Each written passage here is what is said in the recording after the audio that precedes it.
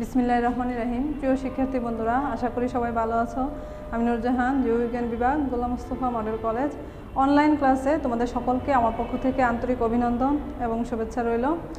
আমাদের এই মান্থলিতে আমরা তৃতীয় অধ্যায়ের অগ্ন্যাশয়, পাকস্থলী এবং যকৃত সম্পর্কে জেনেছি বা পরীক্ষা আনসার করেছি।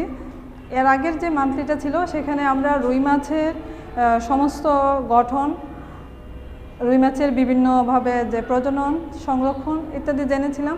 তো রুই মাছের এই যে সংরক্ষণ, বাহ্যিক গঠন, তারপর রক্ত সংবহন তন্ত্র, এগুলো আমাদের পরীক্ষায় থাকবে। তার সাথে তৃতীয় অধ্যায় থেকে মুখগহ্বরে শর্করা জাতীয় খাদ্যের পরিপাক, মুখগহ্বরের যান্ত্রিক এবং রাসায়নিক ক্রিয়া বিক্রিয়া, এছাড়া আছে পাকস্থলী, অগ্ন্যাশয় এবং যকৃত এর গঠন এবং এদের যে রাসায়নিক বিক্রিয়া সেটা।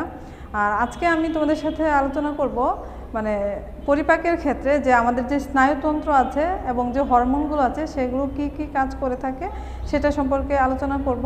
আর তার আগে আমি তোমাদের সাথে আরেকটা জিনিস শেয়ার করতে চাই। আমরা অনেক দিন যাবৎ ব্যবহারিক অংশ নিয়ে তেমন কিছুই করছি না। আমি চাইবো তোমরা সবাই ব্যবহারিক খাতাগুলো বাসায় রেডি করে ফেলো এবং আমাদের বইয়ের প্রতিটা অধ্যায়েরই পিছনের অংশে কিছু কিছু করে ব্যবহারিক অংশ দেওয়া আছে। আর সেই ব্যবহারিকগুলো আস্তে আস্তে নিজেরা তৈরি করে ফেলো। প্রয়োজনে আমার সহযোগিতা প্রয়োজন হলে তোমাদের আমি সহযোগিতা করব।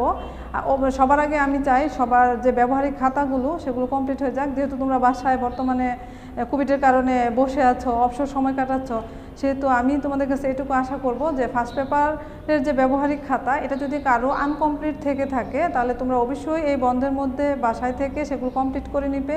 পাশাপাশি সেকেন্ড পেপারের খাতা তৈরি করবে এবং সেকেন্ড পেপারের প্রথম অধ্যায়ে কি কি ব্যবহারিক অংশ করতে হবে সেটা আমি তোমাদেরকে এর আগে জানিয়ে দিয়েছিলাম।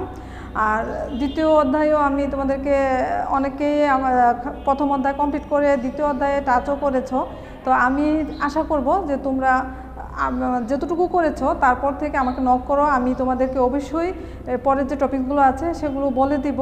কিন্তু সবার আগে খাতাটাকে তৈরি করো। খাতা যদি তৈরি হয়ে যায় তাহলে আমি টপিকসগুলো বলে দেব। দরকার হলে চিত্র এবং লেখার অংশ সমস্তটা আমি তোমাদেরকে বলে দেব যাতে তোমরা ব্যবহারিক অংশগুলো কমপ্লিট করতে পারো। আমি চাই যে মানে পড়ার চাপ জানি এখন মোটামুটি সবারই আছে, তারপরও আরও বাড়ার আগেই খাতাগুলো কমপ্লিট হয়ে যাক। তাহলে আমরা পড়ায় আসি। আমি তৃতীয় অধ্যায়ে তোমাদেরকে পড়াচ্ছিলাম। তো তৃতীয় অধ্যায়ে আজকে আমরা স্নায়ু এবং হরমোনের যে ভূমিকা এটা হালকা পাতলা আলোচনা করব। আর আগামী দিন আমরা চতুর্থ অধ্যায় অর্থাৎ রক্ত, তারপর লসিকা, হৃৎপিণ্ডের গঠন এগুলো নিয়ে আলোচনা করব। আগামী ক্লাসে আমরা রক্তের অধ্যায়, রক্তকণিকা, লসিকা, রক্ত তঞ্চন এগুলো বিস্তারিত আলোচনা করব। সেই ব্যাপারে একটা প্রিপারেশন রাখবা। যখন যে ক্লাসটা আলোচনা করি তার উপরে বাসায় রিডিং পড়ে ওখান থেকে এমসিকিউ তৈরি করে নিবা।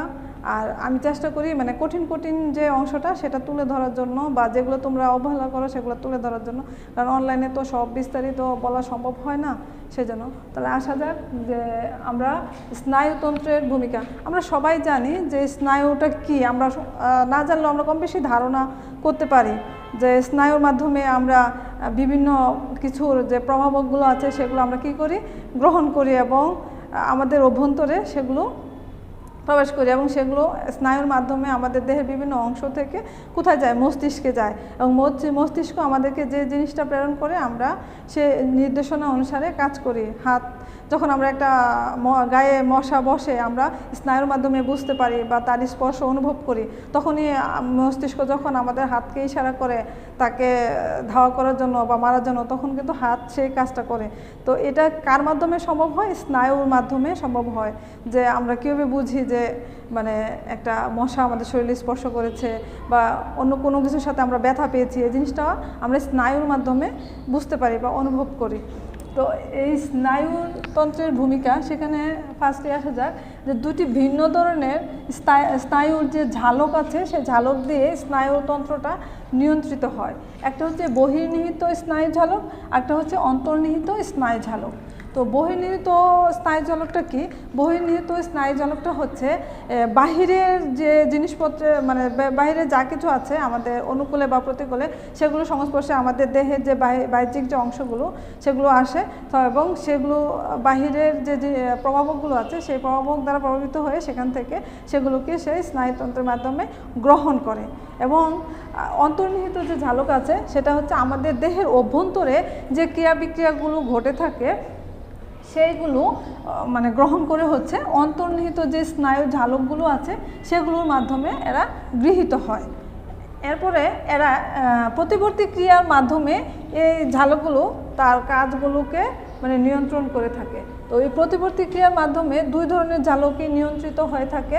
যেমন আমি যদি লালাক্ষরণের ক্ষেত্রে বলি যে আমাদের মুখে লালাক্ষরিত হয়, এটা আমরা সবাই জানি, আমাদের মুখে যে লালা গ্রন্থি আছে সেটাও জানি, আর এই লালার মধ্যে এনজাইম আছে যেগুলোর মাধ্যমে আমরা শর্করা জাতীয় খাদ্যকে পরিপাক করে থাকি। তো এই লালাক্ষরণটা হয় দুই ধরনের প্রতিক্রিয়ার মানে প্রতিবর্ত ক্রিয়ার মাধ্যমে এই লালাক্ষরণ নিয়ন্ত্রিত হয়ে থাকে। দুই ধরনের, একটা হচ্ছে অনপেক্ষ প্রতিবর্ত ক্রিয়া আর একটা হচ্ছে সাপেক্ষ প্রতিবর্ত ক্রিয়া। এখন এই অনপেক্ষ প্রতিবর্তী ক্রিয়াটা হচ্ছে কি, যে আমরা যদি কোনো জিনিস আমাদের মুখে প্রেরণ করি তখন সেটার স্বাদ, সেটার গন্ধ বা সেটার উপস্থিতির উপর ভিত্তি করে আমাদের লালাগ্রন্থি থেকে লালারস ক্ষরিত হয়। আর সেই কারণে যে সেই প্রতিবর্ত ক্রিয়াটাকে বলা হয় অনপেক্ষ প্রতিবর্তী ক্রিয়া। আর হচ্ছে সাপেক্ষ প্রতিবর্তী ক্রিয়া। সাপেক্ষ প্রতিবর্তী ক্রিয়া কি, আমাদের সামনে যখন কোনো খাবার রাখা হয়, লোভনীয় খাবার, তখন সেই খাবারের গন্ধ বা খাবারটা দেখেই আমাদের মানে মুখে বা লালাগ্রন্থি থেকে এক ধরনের লালা নিঃসৃত হয়। আর সেই ধরনের প্রতিবর্ত ক্রিয়াকে সাপেক্ষ প্রতিবর্ত ক্রিয়া বলা হয়। আর এরপরে হচ্ছে গ্যাস্ট্রিক জুস। আমরা যে খাবারটা খাই সেই খাবারটা অন্ননালীর মাধ্যমে আমাদের পাকস্থলীতে যায় পৌঁছায়। তো যখন পাকস্থলীতে পৌঁছায় তখন পাকস্থলীর প্রাচীরে যে মানে কোষগুলো আছে সেখান থেকে গ্যাস্ট্রিক জুস মানে এক ধরনের পাচক রস বা এক ধরনের রস বের হয় যেটাকে গ্যাস্ট্রিক জুস বলা হয়। তো ওই জুসগুলো কী করে আমাদের খাবারগুলোকে পরিপাকের ক্ষেত্রে আমাদের সাহায্য করে থাকে। তো এই গ্যাস্ট্রিক জুস যে মানে বের হয়, এই বের হওয়ার ক্ষেত্রেও মানে কিছু স্নায়বিক কাজ করে থাকে। তো তিনটি ধাপে গ্যাস্ট্রিক জুস ক্ষরিত হয়। এক হচ্ছে স্নায়বিক পর্যায়, গ্যাস্ট্রিক পর্যায়, আর একটা হচ্ছে আন্তরিক পর্যায়। স্নায়বিক পর্যায় বলতে কি, আমাদের মস্তিষ্ক যখন কোনো জিনিসের অর্ডার বা অনুমতি দেয় তখনই আমাদের দেহের অন্যান্য অংশ বা অঙ্গগুলো তার সুনির্দিষ্ট কাজ সম্পন্ন করে থাকে। তো আমরা যখন আমাদের মুখে খাবারটা ঢুকাই তখন ওই খাবারের উপস্থিতির উপর ভিত্তি করেই মস্তিষ্কের নিকট উদ্দীপনা বা স্নায়ু খবর পাঠায় যে আমি মুখে খাবার প্রেরণ করেছি, এবং আমার সেই উদ্দীপনা থেকেই মস্তিষ্কের নির্দেশ অনুসারে যে পাকস্থলীতে যখন খাবারটা যাচ্ছে তখন পাকস্থলীর যে প্রাচীর আছে সেখানে নির্দেশনা পৌঁছায় যে খাবারের উপস্থিতি, এবং সেই নির্দেশনা অনুসারে কিন্তু গ্যাস্ট্রিক জুসটা প্রেরিত হয়। আর যার কারণে এটাকে স্নায়বিক পর্যায় বলা হয়। আবার গ্যাস্ট্রিক পর্যায়, এক্ষেত্রেও দেখা যায় যে এই কাজটা পাকস্থলীতে ঘটে থাকে। আর এক্ষেত্রে মানে পাকস্থলীতে খাবারের উপস্থিতি এবং সে খাবার পরিপাক করার জন্য এক ধরনের গ্যাস্ট্রিক জুস বা রস প্রেরিত হয়। আর সেটা কোথায় হয়, সেটা পাকস্থলীতে হয়। এবং সেক্ষেত্রেও স্নায়বিক যে কাজ সে হচ্ছে আমাদের মস্তিষ্কে প্রেরণের উপস্থিতি মানে খাবারের যে উপস্থিতিটা পাকস্থলীতে সেটার উপর ভিত্তি করে মস্তিষ্ক থেকে প্রেরিত নির্দেশনা অনুসারে গ্যাস্ট্রিক এখান থেকে গ্যাস্ট্রিক জল মানে রস বের হয় যেটাকে গ্যাস্ট্রিক পর্যায় বলা হয়। তারপর হচ্ছে আন্তরিক পর্যায়, অর্থাৎ এটা হয়ে থাকে আমাদের শরীরে যে অন্ত্র আছে অর্থাৎ ইলিয়াম ডিউডেনাম যে আন্তরিক যে স্থানগুলো আছে সেই ক্ষেত্রে কিছু রস প্রেরিত হয় যে রসগুলো খাবারকে পরিপাক করে থাকে।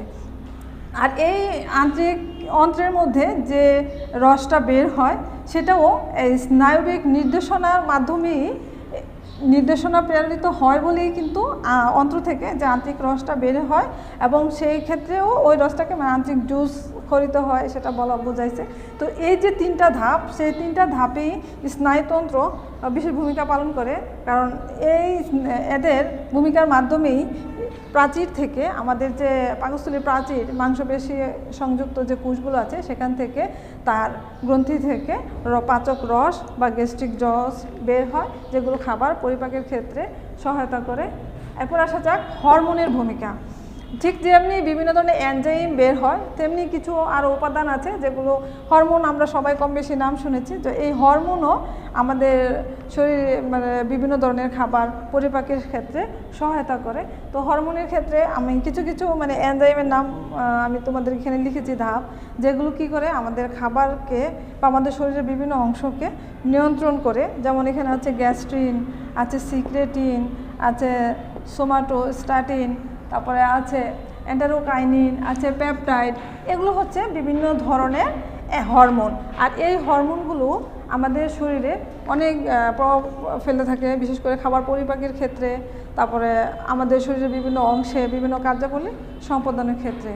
আমি আজকে ছোটো করে তোমাদের সাথে আলোচনা করলাম। আগামী দিন আমি রক্ত সম্পর্কে বিস্তারিত আলোচনা করব, চেষ্টা করবো একটা বড় ক্লাস উপহার দেওয়ার জন্য। আজ এ পর্যন্তই, ভালো থাকো, আল্লাহ হাফেজ।